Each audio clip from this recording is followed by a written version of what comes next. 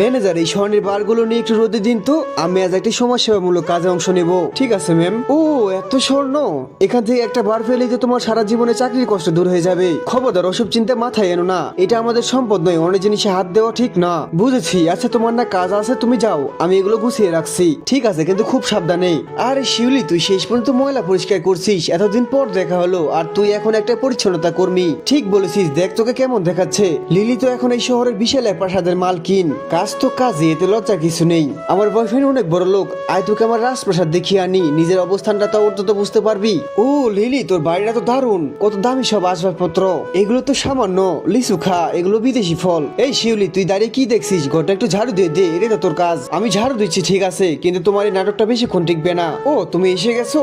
এই তোরা দেখ, এটাই আমার বয়ফ্রেন্ড, এই বাড়ির মালিক। ভাইয়া, এই ছোট লোকের বাচ্চাটা আপনার গার্লফ্রেন্ডকে অপমান করছে, তাকে এখনই বের করে দিন।